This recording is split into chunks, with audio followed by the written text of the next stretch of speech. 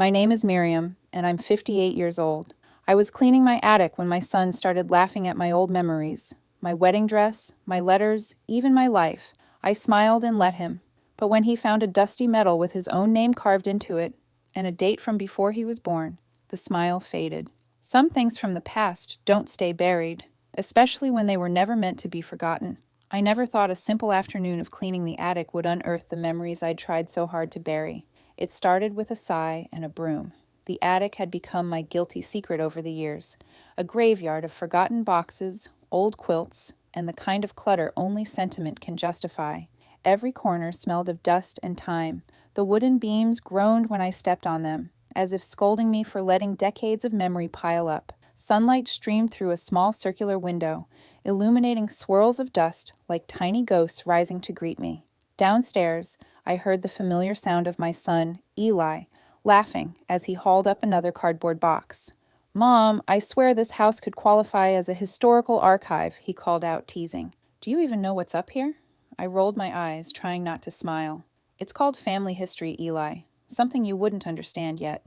He grinned as he ducked under a wooden beam. At 28, Eli had his father's wide shoulders and my stubborn mouth. His humor was sharper, though, more playful, sometimes thoughtless. He set the box down with a dramatic sigh.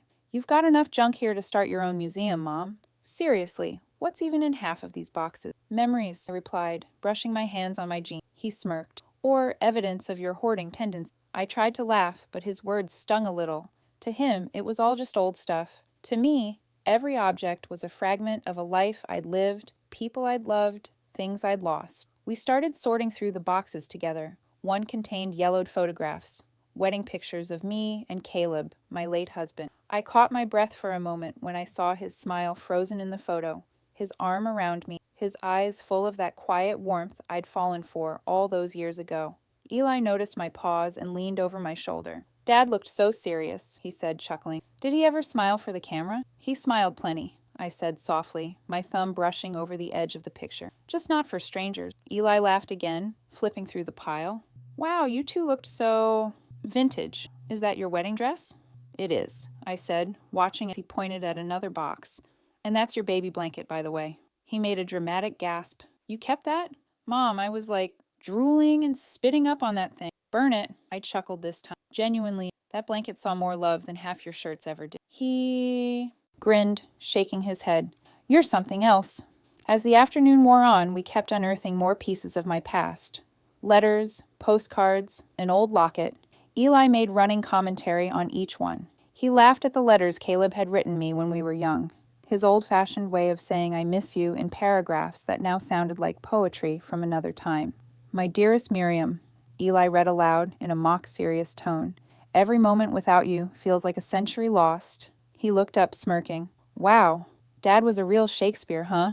"Don't mock what you don't understand," I said quietly, taking the letter from his hand. I didn't mean to sound sharp, but the ache in my chest was sudden. He immediately softened. "Sorry, Mom, I was just kidding." "I know," I said, forcing a small smile. "You always are." We worked in silence for a while after that. I found comfort in the soft rhythm of it, folding, sorting, remembering. Then my hand brushed against something heavier, something metallic. Beneath a pile of old photo albums sat a large wooden chest. It was one of the few things I hadn't opened in years. Dust coated its brass hinges, and the small lock at the front looked fragile with age. "What's that?" Eli asked, wiping sweat from his forehead. "Just some of your father's things," I murmured. He raised a brow. "Military stuff? I remember you said Dad served before I was born." I nodded, sitting cross-legged beside the chest. "He did. Not for long, but long enough to leave behind stories I wasn't ready to tell." "Now that sounds mysterious," Eli said, leaning closer. "Are we talking spy missions? Hidden treasures? Double lives?" I laughed softly. "Nothing that glamorous." Still, my heart beat faster as I lifted the lid. Inside, everything was as I'd left it. Folded uniforms, a few faded photographs, a medal or two, and one small box I hadn't seen in decades. My breath caught in my throat. Eli reached for it immediately. "Ooh, secret box alert!" "Don't touch that," I said more quickly than I intended. He blinked, startled. "Relax, Mom. I was just joking." I forced a smile, trying to disguise my unease. "Sorry, it's just fragile." He grinned, shrugging it off. "You're so dramatic sometimes." What's even in it? I stared at the box for a long moment before answering. Just something from before you were born. He chuckled. What, like a trophy from your rebellious teenage years? Something like that, I said softly. He turned away, rummaging through another crate, laughing as he pulled out an old yearbook. I barely heard him. My fingers lingered on the small wooden box, tracing its carved edge. I'd thought I'd lost it long ago. Seeing it again felt like being caught between two worlds, the one I'd lived and the one I'd buried. Eli's laughter echoed behind me as I carefully closed the chest and pushed it aside. I didn't want him to see the look in my eyes or the way my hands trembled slightly. I told myself I'd throw the box away later, or maybe hide it somewhere he'd never find. But fate has a cruel sense of timing. As I stood to leave the attic, brushing dust from my jeans, Eli's voice called out again. He was crouched near the corner where I'd moved the chest. Hey, Mom, what's this? I turned, already knowing.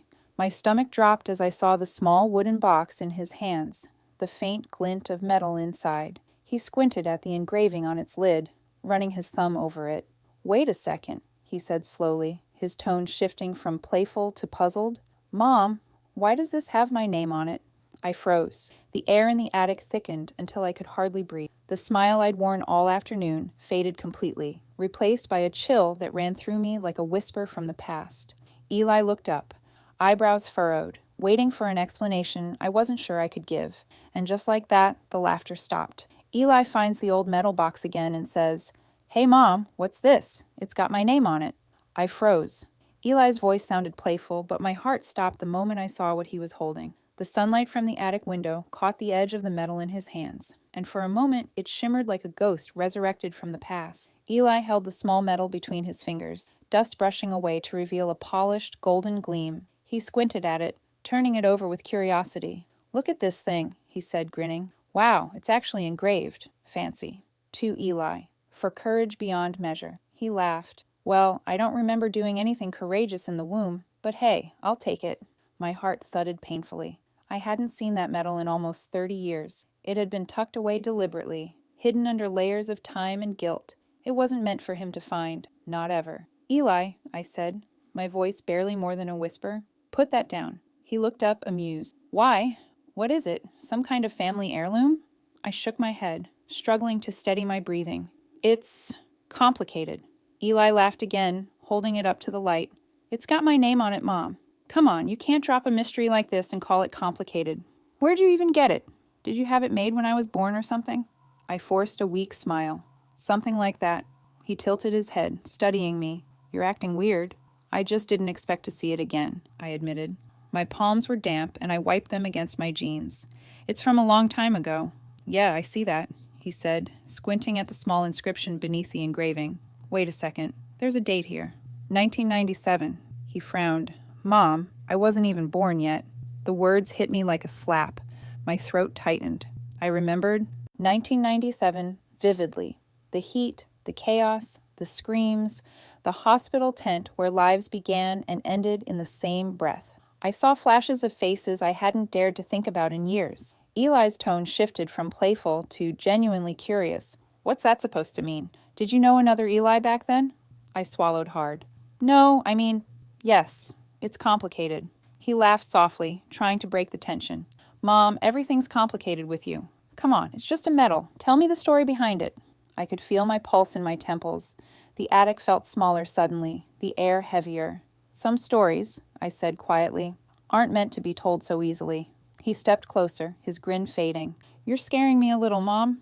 I met his eyes, Caleb's eyes, and for a moment I saw both of them. My son and the man I once loved who had carried his same shade of blue. I wanted to tell him everything, but my tongue was trapped by years of silence.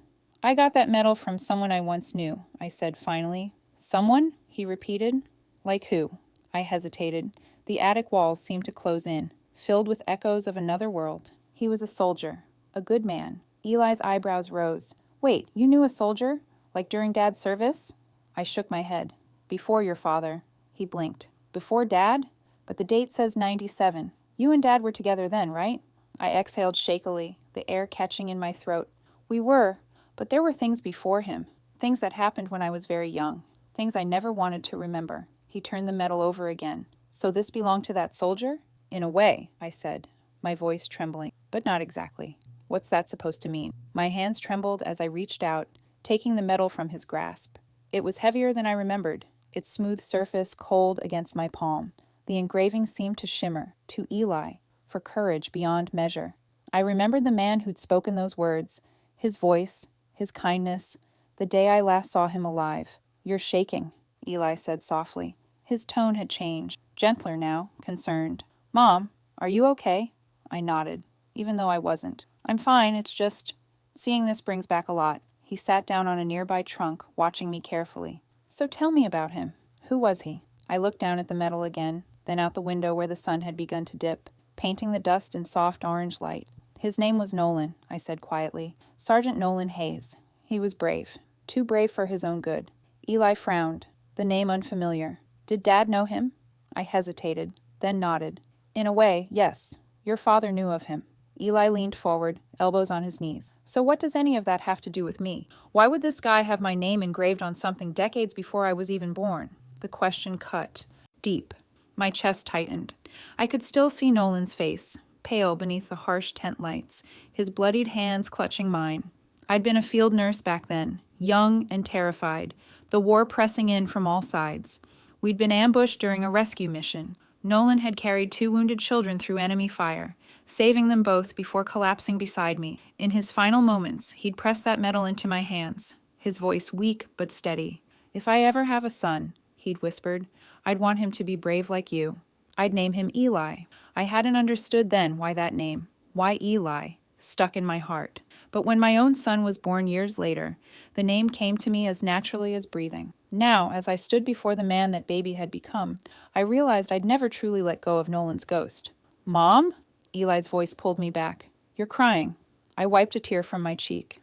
"I'm sorry. It's just, there's so much you don't know." "Then tell me," he said gently. "Please." I looked at him, torn between the safety of silence and the danger of truth. Some secrets were like old wounds. They only healed because you stopped touching them, but once you open them again, you bleed all over the memories. I took a deep breath. "The man who gave me this medal died before you were born. He was someone who changed my life." Eli's eyes softened. "So it did belong to Dad then? Or was it from before him?" I swallowed hard. "Not exactly, but in a way, it does." He frowned, confusion flickering into frustration. "That doesn't make sense, Mom. You're talking in riddles. What are you not telling me?" I felt my heartbeat quicken again. I had promised myself never to reopen this chapter, never to drag the past into the present. But the metal had found its way back, and with it, the ghosts I thought I'd buried. Eli stood, his tone suddenly firm, all traces of humor gone. "Mom, what happened in 1997? The question hung in the attic air like a thundercloud, heavy, inevitable. I looked at the metal one last time, the gold reflecting both our faces in its worn surface. My voice trembled as I whispered, "Everything, Eli. Everything happened in 1997. Eli demands the full story, his tone serious for the first time. "Mom, what happened in 1997? I'd buried that year under layers of dust and denial, but the metal had other plans. When Eli asked me about 1997, I felt something in me shift, a quiet cracking of the shell I'd built around those memories. I hadn't spoken of that year to anyone, not even Caleb. It was easier to pretend it had been erased, swallowed by time. But the truth never dies quietly. It lingers, waiting for a reason to resurface. And that metal was mine. I sat on the attic floor, the smell of dust and cedar around us fading into the scent of smoke and iron. My mind slipped backward, through the years, until I was 29, again, young, frightened, and foolishly hopeful. Back then, the world was smaller, but the pain was endless. I had volunteered as a nurse for a peacekeeping mission overseas, far from home, believing I could make a difference. My parents called me naive. My friends called me brave. I didn't know which I was. Maybe both. The days were long, filled with heat, sickness, and the sound of distant gunfire. We worked out of a makeshift clinic in a tiny village surrounded by mountains. Supplies were scarce. Sleep was rarer. And every night, the air hummed with tension, like the land itself knew it was only a matter of time before something broke. That's where I met Sergeant Nolan Hayes. He wasn't like the others, loud, boastful soldiers who used humor as armor. Nolan was quiet, steady, the kind of man who carried calm into chaos. He had a face that looked older than his years, eyes that missed nothing. The first time I saw him, he was helping an injured child walk to our tent, his own arm bleeding, but ignored. "You should get that looked at," I'd said, pointing to his wound. He grinned, a small, easy smile. "You first, Nurse Miriam. I'm just the chauffeur." I remember laughing despite the exhaustion. Something about his presence made the danger feel less suffocating. Over the next few weeks, we grew close. Professionally at first, then as friends. He taught me how to fire a gun, though I prayed I'd never need to. I patched up his men when they came in wounded.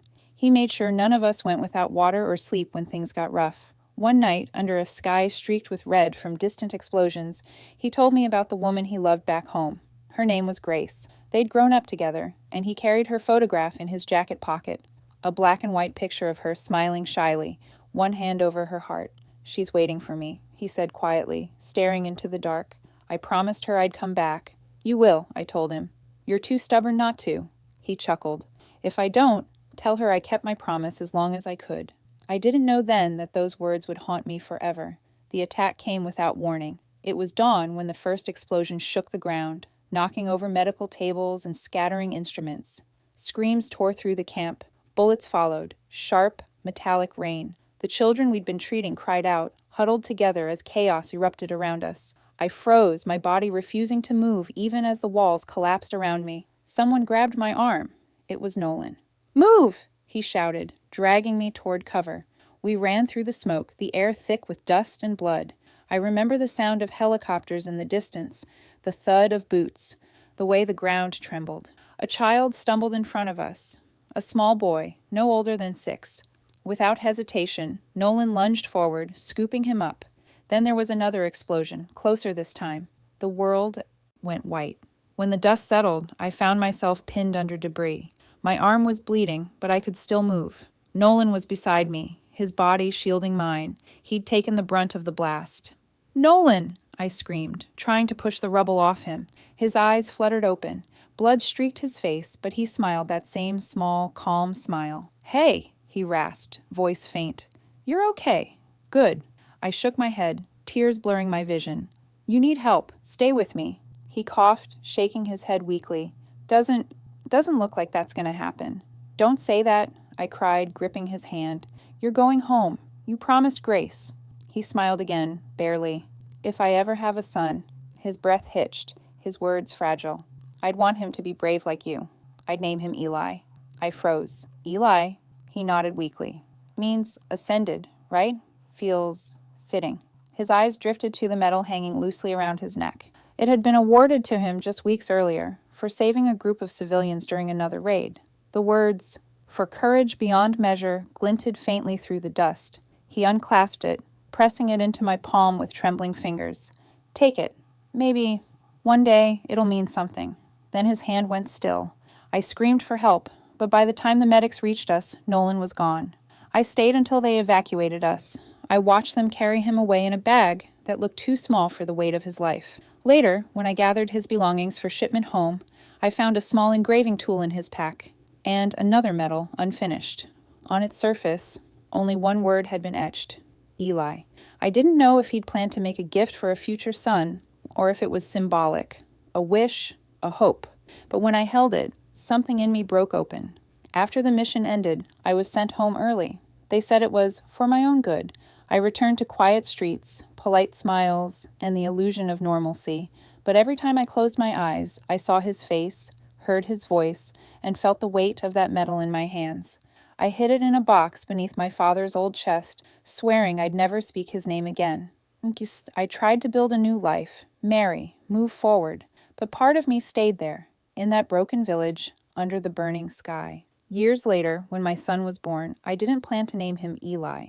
The name just slipped out, uninvited, as if whispered from somewhere beyond memory. The nurse asked me to repeat it, and I did, this time louder. "Eli," I said. "His name is Eli." And from that moment on, I carried Nolan's promise inside my own child's name. When I finished speaking, the attic was silent except for the ticking of the clock on the wall below us. Eli sat across from me, staring, his expression unreadable. His hand brushed against the metal lying on the floor between us. After a long moment, he whispered, "But I wasn't even born yet." Why would a dying soldier say my name? The question hung in the air like smoke, and I didn't have an answer. All I could do was look at him. the living echo of a promise made long before he ever took his first breath, and wonder if fate had a language of its own. Eli whispers, "But I wasn't even born yet. Why would a dying soldier say my name?" The attic felt colder now, as if the past itself had crept through the floorboards.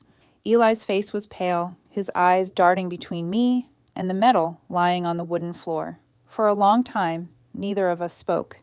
The silence carried the weight of decades, of what I had buried and what he had just unearthed. I wrapped my arms around myself, shivering despite the warmth of the afternoon sun filtering through the dusty window. The air had changed. The attic wasn't just a room anymore. It had become a bridge between two lifetimes, two Elis, two stories, woven together by something I could never explain. He finally broke the silence. "So, let me get this straight. This soldier, Nolan, he said my name before I was even born?" I nodded slowly. He laughed, but it wasn't the light kind of laugh I was used to. It was sharp, uncertain. "That doesn't even make sense, Mom. You're talking about fate, destiny, what, some mystical connection?" "Maybe," I said softly. "Or maybe it's something simpler. Maybe some names choose us before we're ready for them." He ran his fingers through his hair, pacing. "Okay, but who was this guy really? Why did you never tell me about him?" I sighed, sitting down on an old trunk, because I didn't think it mattered anymore. He was a chapter I thought I'd closed. "Well, clearly it's still open," he muttered, gesturing toward the metal. I took a deep breath. "There's more you don't know." He turned toward me, arms crossed. "Oh, I'm sure." Ignoring the sting in his tone, I continued. "Nolan had a wife. Her name was Grace. She was pregnant when he was deployed." Eli blinked, surprised. "Pregnant? You never mentioned that." "No," I said, shaking my head, "because she disappeared not long after he died. I tried to reach her. I even wrote letters, just to let her know I was there if she needed anything, but every letter came back unopened." "Vanished? How does someone just vanish?" "I don't know," I said softly. "Some people drown in grief so deep that they forget how to come up for air." He looked down at the metal, turning it over in his hand again. "So she was pregnant. You think she lost the baby?" I hesitated. "I don't know. Maybe she did, or maybe she just couldn't face raising that child alone in a world that had already taken so much from her." Eli stared at me for a moment, then exhaled heavily. "And you named me after him? After Nolan's imaginary son?" I met his gaze. "I named you after courage, after a man who gave his life to save others. I wanted that strength to live on." He shook his head, his voice quiet but tight. "You could have named me anything, Mom." "Why that?" "Because I couldn't forget it," I said. "The name Eli. It haunted me. When you were born, it was the only name that felt right. It felt like it belonged to you before you even arrived." He fell silent, and for a moment I thought he might understand. But then his expression hardened. "Did Dad know about this?" I hesitated before answering. "Yes, I told him everything before we married." Eli's eyebrows rose. "And he was okay with it?" "He was," I said. "He said if naming you gave me peace, then that was what mattered. He understood what it meant. He was a good man, Eli, a generous." Eli looked away, his jaw tight. "And all this time, you never thought maybe I had a right to know that my name, my whole identity, was tied to some dead soldier you once knew?" "It wasn't like that," I said quickly, standing. "It wasn't about the soldier. It was about what he stood for." He turned toward me, anger flickering beneath his calm voice. "You built my entire life on someone else's tragedy, Mom." The words hit me harder than I expected. I wanted to reach out, to tell him he was wrong, that I'd done it out of love, not out of guilt. But he stepped back, running his hand over his face. "I need some air," he muttered, heading toward the attic ladder. "Eli, please," I said, following him. "Don't walk away like this." He stopped at the top of the stairs, his hand gripping the frame. "You've had 28 years to tell me the truth, Mom. You waited until I found it myself. I don't even know what to do with that." I watched helplessly as he climbed down, his footsteps fading into the house below. For a long time I stood there alone in the attic, the quiet pressing in around me. I sat back down beside the trunk and lifted the lid once more. Inside, tucked between Nolan's letters and service pins, was a single envelope, yellowed, fragile, with handwriting I recognized immediately. "Dear Miriam," it began, "thank you for writing. I don't have the strength to reply to everyone who sends their condolences, but your words were different. They gave me peace. If you ever have a child, thank you for keeping Eli's spirit alive. You'll understand one day what that means. Grace Hayes." I read the letter again and again until the words blurred. I had almost forgotten I still had it. Grace's handwriting trembled on the page, as if she'd written it through tears. I realized then that maybe she hadn't disappeared out of despair. Maybe she'd simply let go, trusting someone else to carry on the piece of Nolan she couldn't. The attic clock ticked softly in the background. I held the metal and the letter together in my lap, their combined weight both comforting and unbearable. Eli, I whispered into the stillness, I didn't build your life on tragedy. I built it on courage, on love that refused to die. I thought about Nolan's quiet strength, Grace's grief, Caleb's understanding, and my own desperate hope to turn loss into meaning. I had wanted to give my son the strength of all of them, to make his name a symbol of endurance, not pain. But Eli couldn't see that yet. To him, it was just another secret I had kept. The light outside dimmed as evening fell, and the attic grew darker, the corners thick with shadow. I tucked the letter back into the chest and closed it gently. Downstairs, I could hear the faint creak of Eli's footsteps pacing the living room, his voice low and restless. I almost went down to talk to him, to explain more, but something in me hesitated. He needed space, to process, to be angry, to figure out what this meant for him. I sat alone in the dim light, the metal glinting faintly in my palm. My chest ached, but beneath the pain, there was still that old, quiet pride, the kind that came from knowing love had existed, even if it had ended too soon. I closed my eyes, whispering to no one. Maybe fate doesn't care who remembers, as long as someone does. Then I heard it. Eli's voice drifting up from below, muffled, but clear enough to make my heart stop. He was on the phone. Yeah, he was saying, his tone serious. I think I need to find out who I really am. I held my breath, the metal cold in my hand, realizing the past I'd spent years hiding had just rewritten his future. That night, Miriam hears Eli on the phone with someone saying, I think I need to find out who I really am. By morning, Eli was gone, and so was the metal. The house felt hollow when I woke up. The air was too still, the kind of stillness that tells you something is missing before you even open your eyes. For a few seconds, I lay there in bed, listening for the usual sounds. Eli's heavy steps in the kitchen, the kettle whistling, the muffled hum of his phone. But there was nothing, only silence. I called out his name once, then again, no answer. When I finally made it downstairs, I found the kitchen empty, his car keys gone from the hook, and a folded note on the counter weighted down by a coffee mug. My hands trembled as I picked it up. Don't worry, Mom. I just need to understand. That was all it said. No signature, no destination. For a moment, I stood there frozen, the quiet pressing against my chest until I could barely breathe. The note slipped from my hand, fluttering to the floor. My eyes darted toward the attic ladder. I didn't need to climb up to know. The metal was gone, too. He'd taken it. The realization sank into me like ice water. I leaned against the counter, pressing my palms into the cool surface just to steady myself. My son, my baby, was out there chasing ghosts I'd spent half my life trying to bury. I picked up my phone and dialed the first number that came to mind. Hannah? My sister's groggy voice came through the line. Miriam, it's 6 a.m. What's wrong? He's gone, I said, my voice shaking. Eli's gone. He left sometime last night. He took the metal. There was a pause, then the rustle of sheets. Gone? Where? I don't know, I whispered. He said he needed to understand. He's looking for something that doesn't exist. Something I can't explain. Miriam, breathe, she said gently.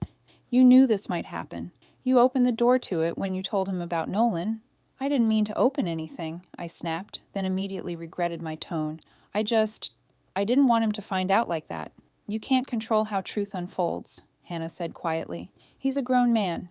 If he's looking for answers, maybe he needs to find them himself. I sat at the kitchen table, staring at the empty chair across from me, the one Eli had sat in last night, his face still angry, confused, and hurt. What if he gets lost in it? What if this destroys him the way it almost destroyed me?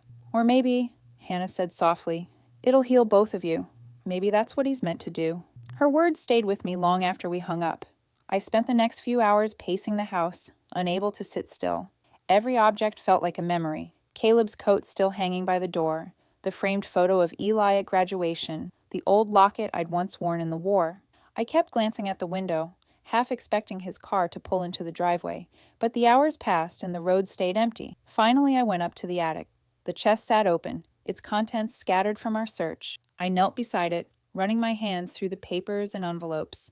Then I found it, an old binder with my notes and correspondence from those years.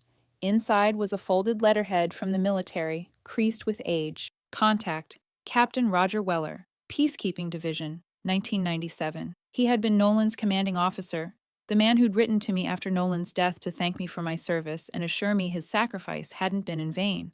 I'd kept his contact information all these years, though I never thought I'd use it again. I hesitated only a moment before dialing the number printed at the bottom. It rang twice before a tired, gravelly voice answered. "This is Weller. Captain Weller," I said carefully. "You probably don't remember me. My name is Miriam Reed. I worked as a nurse under your unit in '97 during Operation Echo."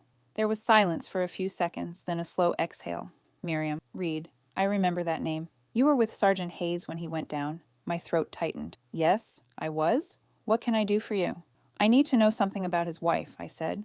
"Grace Hayes. You mentioned once that she was expecting when he left for the mission." He grunted softly. "Grace, yes. She gave birth not long after we sent Nolan's belongings home." My breath caught. "So she had the baby?" "She did," he said quietly. "A boy, but—" He hesitated. "The child died shortly after birth. Complications." I closed my eyes. The room seemed to tilt. "She moved away after that," Weller continued. "No one heard from her again. Why do you ask?" "No reason," I said, forcing my voice steady. I just needed to know.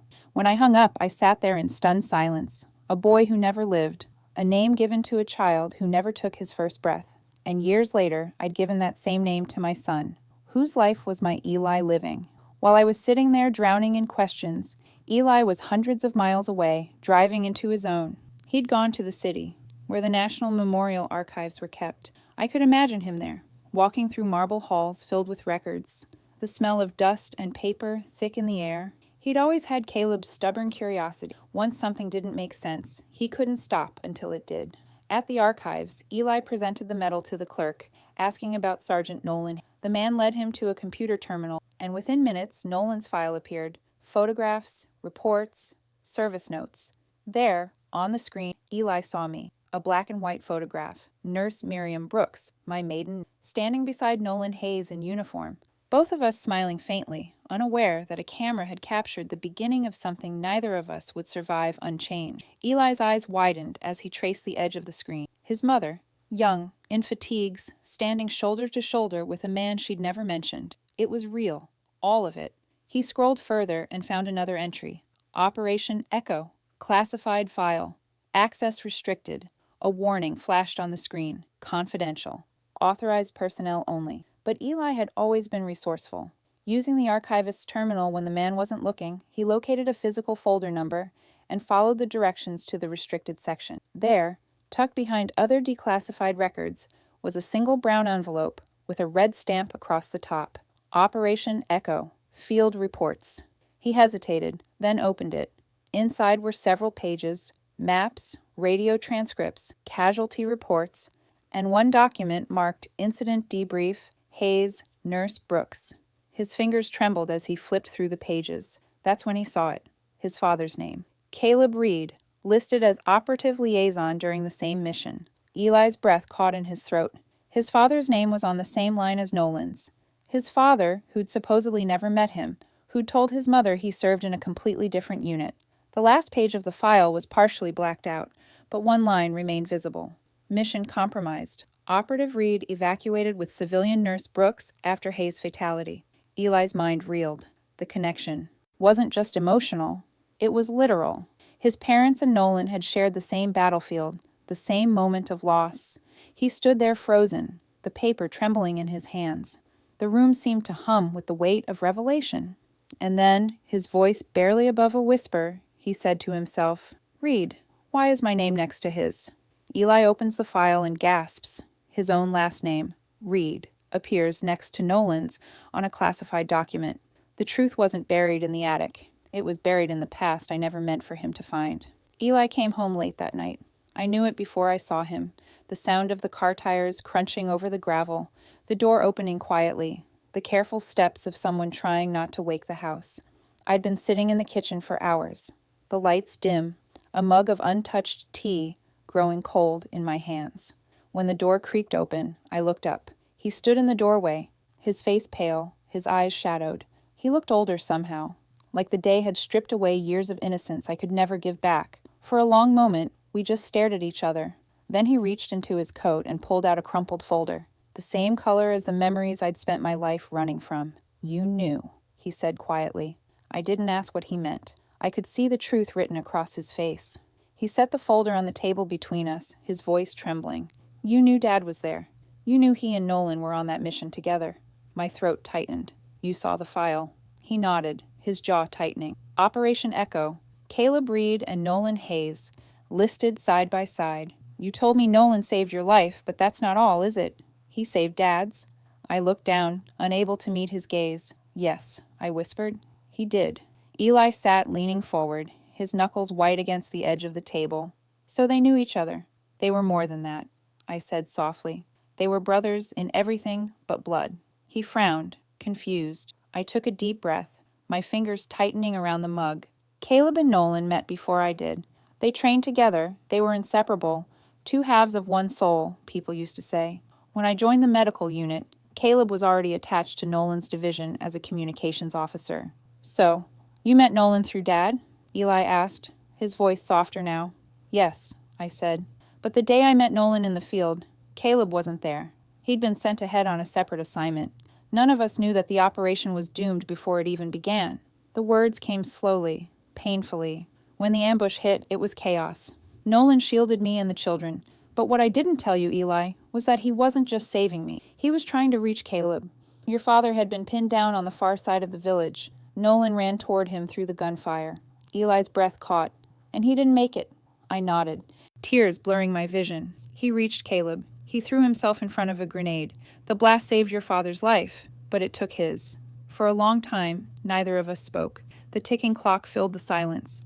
Eli finally whispered, Dad never told me. He couldn't, I said, my voice breaking. The guilt ate him alive. He loved Nolan like a brother. After we came home, he couldn't look at Nolan's photograph without breaking down. He used to wake up in the middle of the night, calling his name. Eli stared at the folder, his hands trembling slightly. So, naming me Eli, that was Dad's idea? I nodded slowly. He told me one night, months before you were born. He said, if we ever have a son, I want him to carry Nolan's spirit forward. I want him to have his courage. Eli leaned back in his chair, his expression unreadable. And you agreed. I did, I said, because I love them both in different ways. Caleb was my husband, my home. Nolan was the reason I still had the chance to come back to him. I owed him that much. He exhaled shakily. All these years, I thought my name was just a name. It never was, I said. It was a promise. A bridge between two men who gave everything for each other. He rubbed his temples, trying to process it all. So that medal was Nolan's, I finished. Caleb couldn't bear to keep it. Every time he saw it, he said it felt like holding the weight of another man's sacrifice. After he passed, I couldn't bring myself to let it go. It wasn't just metal. It was memory. Eli nodded slowly, tears filling his eyes. He carried that guilt all his life, didn't he? Yes, I whispered. But he carried love too. You were the proof of that. He named you to honor Nolan, not to erase him. Your name doesn't belong to tragedy, Eli. It belongs to gratitude. He sat in silence for a long moment, the anger and confusion melting from his face, replaced by something softer, understanding. I think I get it now, he said finally. You weren't trying to hide the truth. You were trying to protect it. I reached across the table and took his hand. And you. His fingers tightened around mine. All this time, I thought my name made me a shadow of someone else. But it doesn't, does it? I shook my head. No, you're not a shadow. You're a bridge. The living proof that courage doesn't die with the people who carry it.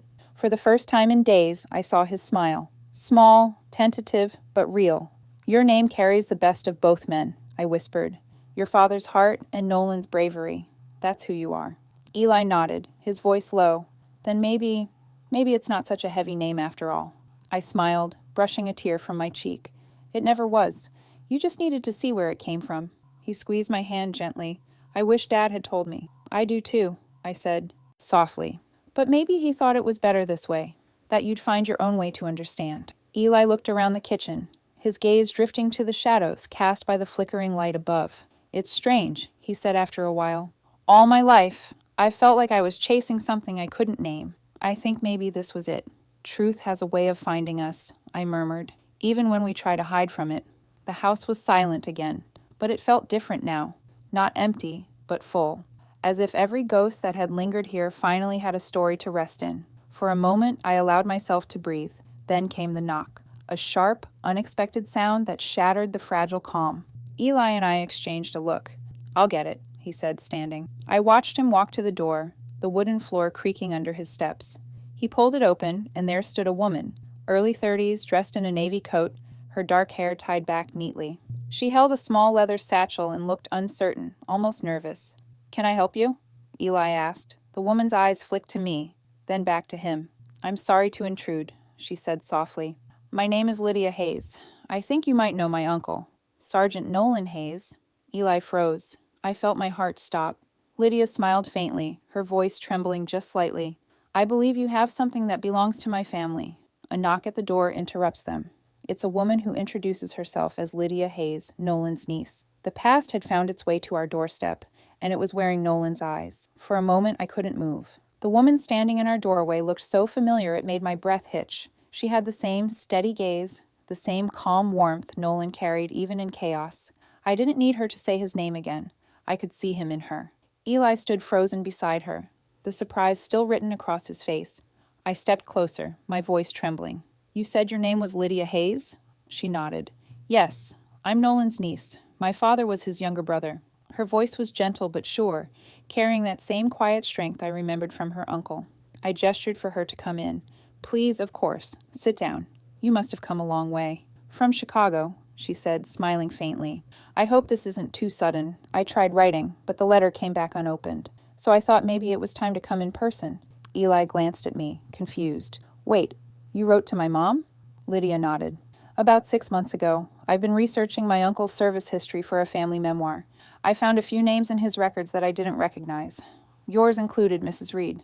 I sat slowly, my knees weak. "I wasn't expecting anyone to come looking after all these years." "I know," she said softly. But the more I learned about him, the more I realized his story didn't end where the military reports said it did. She reached into her satchel and carefully pulled out a small, aged envelope, sealed with brittle tape. My name was written on the front in a familiar hand. My heart stopped. "I think this belongs to you," she said, offering it to me. I took it with shaking hands, tracing the faded ink. Miriam. The handwriting was unmistakable. Nolan's. "I found it in my grandmother's things," Lydia explained. "It was never mailed. She must have kept it after my uncle's death." Eli leaned closer as I opened the envelope. Inside was a folded piece of paper, yellowed with time, but still intact. The smell of old ink and dust filled the room. My eyes stung as I began to read. "Dear Miriam, if this reaches you, it means I didn't make it back. Don't carry guilt for what happened. It was my choice to be where I was. You and Caleb gave me something to fight for. You reminded me what family means, even in the fire. If I don't come home, know that I did my duty with peace in my heart. You both were my light in that darkness. Nolan." My voice broke on the last line. "He called us my family in the fire," I whispered. Lydia nodded, her eyes wet. "He wrote about you both in his journal, too. Said you were the reason he kept believing the world was worth saving." Eli's eyes glistened as he looked between us. "So he didn't just save Dad. He loved both of you like his own family." "He did," I said quietly. "And Caleb loved him just the same." Lydia reached into her bag again, her movements deliberate, reverent. "There's something else. I think this belongs with you, too." She pulled out a small velvet pouch and opened it carefully. Inside was another medal, identical to the one Eli had found in the attic, but the engraving was different. "To Caleb, for sacrifice unseen." The room went completely silent. Eli's voice was barely a whisper. "He made 2 medals?" Lydia nodded. "My uncle had ordered them just before the mission. According to his journal, he said, 'One for the man who fights beside me, and one for the one who reminds me why we fight at all.'" I covered my mouth with my hand, the tears spilling freely now. Caleb's medal. Nolan must have intended to give it to him when they both came home, if they'd both survived. Eli stared at the twin medals, side by side on the table. "So one for Dad, one for me." "No," I said softly, shaking my head. "One for the past and one for the future. For them and for you." Lydia reached into the pouch once more and brought out a pair of tarnished dog tags. She turned them over, the metal catching the light. "Nolan's," she said, handing them to Eli. "He wanted courage to live on, not guilt. That's what he wrote in his final journal entry." Eli took them gently, his fingers tracing the engraved name, Sergeant Nolan Hayes. He held them close, his eyes wet but shining. "I think he'd be proud of you," Lydia said. To him softly, "You carry his name, but you've also carried his purpose, even without knowing it." I couldn't hold back any more. I reached for Lydia and pulled her into an embrace. For a moment, time folded in on itself, and it felt like holding a piece of Nolan again. "Thank you," I whispered through my tears, "for bringing him back to us." She hugged me back, just as tightly. "No," she said, her voice breaking. "Thank you. You gave my family closure. We never knew what really happened. We only knew he died protecting someone. Now I know who and why." When we finally let go, Eli was still sitting at the table, staring at the medals. I could see it in his face, the understanding settling in, the last pieces of confusion finally falling into place. He looked at me, his expression full of emotion. "All these years, I thought my name came from loss. But it came from love, didn't it?" "Yes," I whispered. "From love that never stopped breathing." Lydia smiled through her tears. "He believed courage wasn't something you earned. It was something you left behind for others to carry." Eli nodded slowly, closing his hand around the dog tags. "Then I guess it's my turn to carry it." We sat together for a long time, 3 people from different generations, bound by a story that had refused to die. Finally, Lydia spoke again. "There's one more thing I'd like to ask," she said softly. "Would you both come with me to the memorial tomorrow? I want to return these medals together. They belong there, with him." I glanced at Eli, and he nodded immediately. "We'll go," he said. "All of us." Lydia smiled, relief washing over her face. "He'll rest easier knowing you came." The next day, we drove together to the memorial, a small marble wall on the edge of town, etched with hundreds of names. The sky was overcast, the wind soft but cold. We walked slowly, each carrying a piece of the past in our hands. When we reached Nolan's name, Lydia knelt first, her fingers tracing the engraved letters. She placed a single white rose beside it, her head bowed. I stood beside her and laid both medals gently on the stone, side by side, the one for Caleb and the one for Eli. Eli stepped closer, his eyes scanning the inscription. "He deserved better than just a name on a wall," he said quietly. Lydia nodded. "He has more than that now." As the wind rustled through the trees, Eli's gaze shifted downward, his brow furrowed. "Wait, what's that?" He crouched, brushing away a layer of dirt and moss beneath the engraving. Hidden beneath Nolan's name were faint, nearly invisible words, carved in smaller letters. He leaned closer, his breath catching as he read them aloud. "May courage live on through Eli Reed." I gasped, my hand flying to my mouth. Lydia's eyes widened in disbelief. That wasn't there before. Eli turned toward me, his voice shaking. "Mom, what does this mean?" The question hung in the cold morning air, the weight of it pressing against my chest like the moment before a storm. At the memorial, Eli notices something engraved beneath Nolan's name that changes everything. There it was, etched in stone, waiting all these years for me to read it. For a moment I couldn't move. My breath caught in my throat as my eyes locked on the faint engraving beneath Nolan's name. The words shimmered under the thin layer of dust and time, carved into the marble so delicately it might have gone unnoticed forever if Eli hadn't brushed it clean. "May courage live on through Eli Reed." Eli's fingers lingered on the letters, tracing them as though they might disappear if he looked away. "Mom," he whispered, his voice trembling. "That's my name." I stepped closer, the chill wind brushing against my face, my vision blurred with tears. "It's really there," I murmured. "They knew about you." Lydia knelt beside us, her hand covering her mouth. "I can't believe this," she said softly. "I didn't even know the memorial had an inscription like that. It's not in the registry." I crouched beside her, my knees pressing against the cold earth. How could they have known? I never told anyone about Eli's name." Lydia frowned, thinking. Then her eyes softened with realization. "It must have been Grace," she said quietly. I looked at her sharply. "Nolan's wife?" She nodded. "Before she passed, she arranged for an addition to my uncle's inscription. I remember my father mentioning something about a request she made to the memorial committee. He said she wanted Nolan's memory to be tied to the courage that continued after him." Lydia pointed to the name. "She must have meant him. Your son." I felt a lump form in my throat. But how would she have known about Eli? "She did," Lydia said gently. "When Nolan's personal effects were sent home, your letter was among them, the one you wrote before leaving the camp. She must have read it. You wrote about how his bravery inspired you to start a family, that if you ever had a son, you wanted him to carry his courage forward." I gasped softly. I had written that letter years ago, never knowing it reached anyone. "She read it," I whispered. "She must have known I kept my promise." Eli stood, his eyes still fixed on the stone. The reflection of his name glowed faintly in the morning light. "So she didn't hate you," he said quietly. "She understood." "She did," I said. She honored him, and us, in her own way. For the first time in years, I felt the weight of guilt lift from my shoulders. I had spent decades believing I was hiding Nolan's memory, burying him under silence and secrecy. But in truth, I had carried him forward. I had honored him every day my son spoke his own name. Lydia smiled softly through her tears. I think she wanted you to know that his story didn't end in war. It kept going, in both of you. The wind picked up, scattering the last bits of dust from the inscription. Eli's name shone clearly now, joined forever with Nolan's. He touched the stone again, his voice low, reverent. I thought I was just your son, Mom, he said. Turns out I'm part of a legacy. I reached up and rested my hand on his shoulder. You always were, I whispered. You just didn't know the story behind it.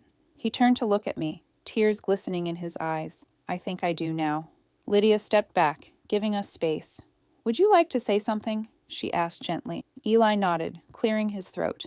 I don't really know what to say, he admitted, his voice cracking slightly. But if he can hear me, I just want to say thank you for saving my dad, for giving my mom the courage to come home, and for giving me a name that means something more than I ever realized. I closed my eyes as he spoke, the ache in my chest, both painful and beautiful. When he finished, I stepped forward and laid the 2 medals on the memorial's stone base, the one inscribed to Caleb, for sacrifice unseen, and the other to Eli, for courage beyond measure. The metal glinted faintly in the gray light, their surfaces catching the reflection of the 3 of us standing there together. They belong here, I said softly, together, just like they were meant to be. Eli placed Nolan's dog tags beside them, the sound of metal against stone echoing through the quiet air. Then I spoke, not to Eli or Lydia, but to the ghosts who had waited too long for their story to be complete. I used to think time took everything from us, I said softly, that love faded, that memory weakened, that all we could do was let go. But I see now, that's not true. Time doesn't take love away. It just gives it new places to live. Caleb, Nolan, you're both still here. In him, in us, you never really left. The silence that followed was heavy, but peaceful. Lydia wiped at her eyes, then reached into her coat pocket. There's something else I brought, she said, pulling out a small photograph. She placed it gently against the memorial wall, just above the medals.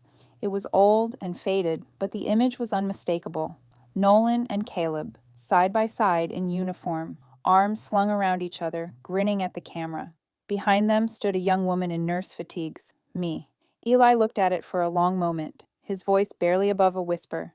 You all look so young. We were, I said. Too young to understand how long memory can live. Lydia smiled sadly. He'd be proud to see what his courage became. As the wind rustled the trees, the clouds parted just enough for sunlight to spill across the marble. The metals gleamed brightly, almost golden, and for one fleeting moment I could swear I saw their faces reflected in Nolan and Caleb, side by side again. Eli slipped his hand into mine. You know, he said softly, for the first time, I'm glad you named me Eli. I turned to him, tears streaking my cheeks, but my smile steady. Now you know why I smiled that day in the attic. He smiled back, his grip tightening around my hand. Yeah, he whispered. Now I do. We stood there for a while longer, the 3 of us, Eli, Lydia, and I, watching as the sunlight slowly faded from the names on the wall. There was no more anger in him now, no confusion, just peace. Finally, Lydia spoke. I think he's home now, she said softly. He always was, I replied. We gathered our things and began to walk back toward the car. I slipped my hands into my coat pockets, still feeling the chill of the marble against my fingertips. That's when my fingers brushed against something unexpected. An envelope. Old, soft-edged, sealed tight. I frowned and pulled it out, stopping in my tracks. The handwriting on the front was elegant, unfamiliar, and yet my heart knew instantly who it belonged to. It was addressed to my son, Eli. I froze, staring at the name, my heartbeat quickening. Mom? Eli asked, noticing my expression. What is it? I swallowed hard, my fingers trembling around the envelope.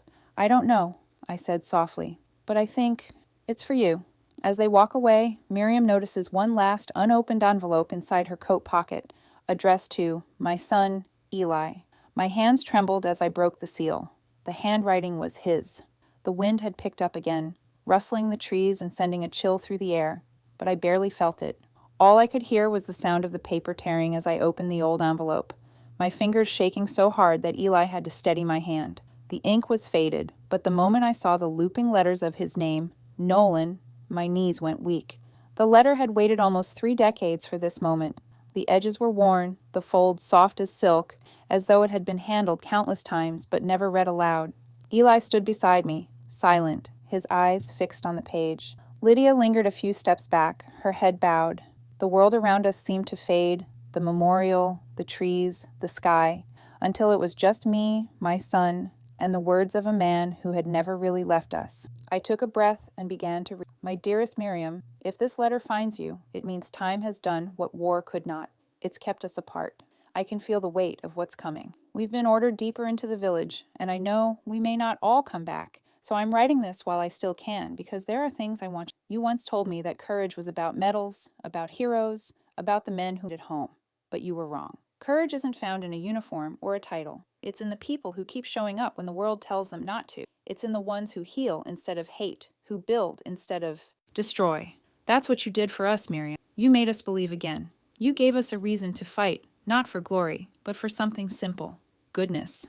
My throat tightened. Eli's hand brushed my arm as if to steady me. I forced myself to keep reading. If by some chance a boy named Eli ever reads this, know that you were my hope for tomorrow. I don't know who you'll be or what world you'll live in, but I pray you'll carry forward what we tried to protect, the idea that kindness is worth dying for. You carry my name now, and with it, my faith in what's possible. You don't owe me anything, son. Just live bravely and love deeply. That's all any of us ever wanted from life. Tell your mother she was the strongest person I ever met. Tell her that saving her wasn't sacrifice, it was purpose. Because if she's alive to tell this story, then I didn't die for nothing. With peace in my heart, always, Nolan Hayes. I couldn't speak for several moments. The words blurred through my tears, the paper trembling in my hands. It was as if his voice was there with us. Quiet, steady, just as I remembered. Eli exhaled slowly, his own eyes glistening. He wrote that, knowing he wouldn't come back. Yes, I whispered. He knew, and yet he still believed in hope. We stood in silence, the letter between us like a fragile bridge connecting 3 lives. One past, one present, and one future. The sunlight caught the corner of the page, making the ink shimmer like gold dust. Eli reached out and took the letter from my hands, holding it carefully as though it might crumble. He's talking to both of us, he said quietly. To you, for surviving, and to me, for carrying it forward. I nodded. He was always good at finding the right words.